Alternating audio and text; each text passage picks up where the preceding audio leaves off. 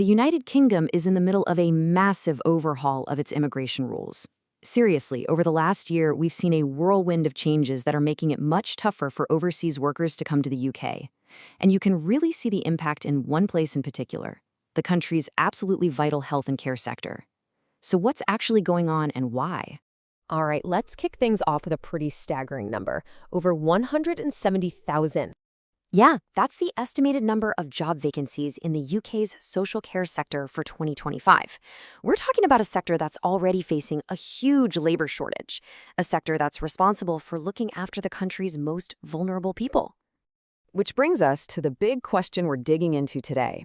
If there's such a clear and urgent need for more carers, why on earth is the main pathway for them to come to the UK being systematically shut down? It feels like a paradox, right? Okay, so where did this all start? Well, it really kicked off with the government's big goal to bring down the high net migration numbers. And the very first policy change that made a huge splash was aimed directly at the families of care workers.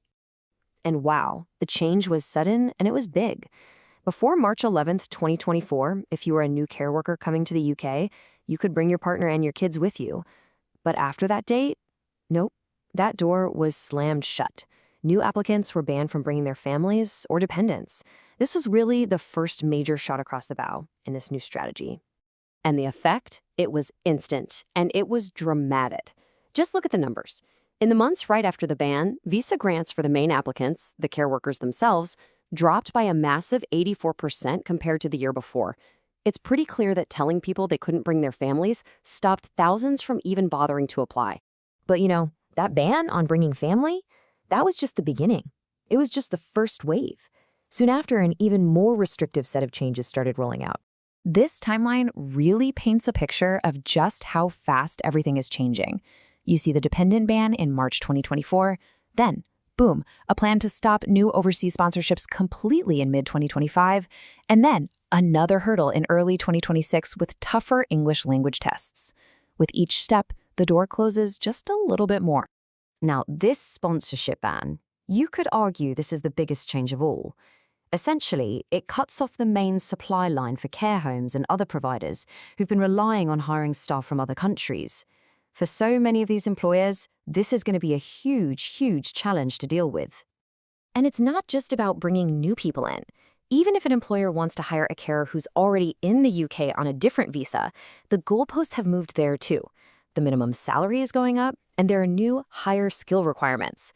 Plus, employers in England now have to be registered with the Care Quality Commission, which adds another layer of paperwork and cost, making the whole thing more complicated and expensive.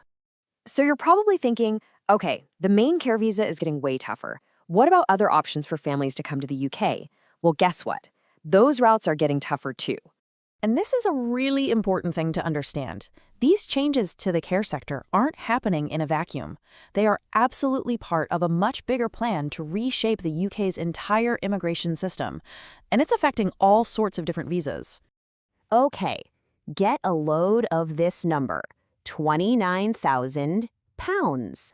That is the new minimum salary a UK resident has to earn if they want to bring a partner from another country to live with them.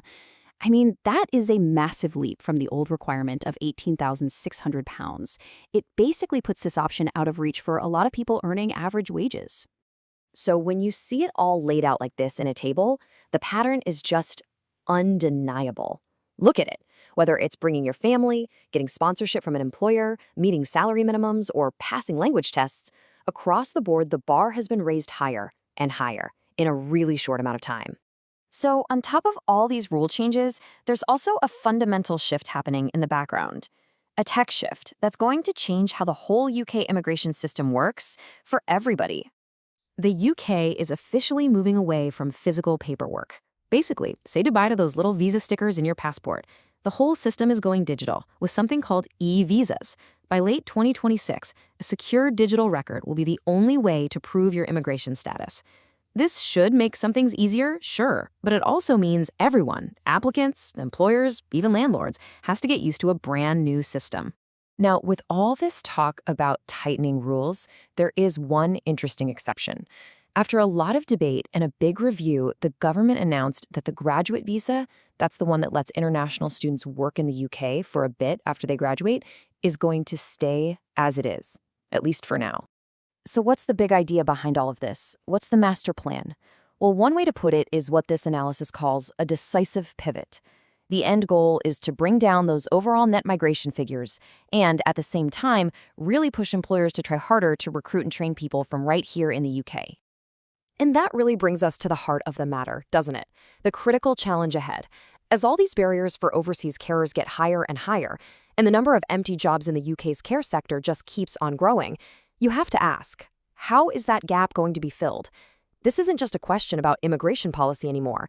It's a question about how the UK plans to take care of its most vulnerable citizens.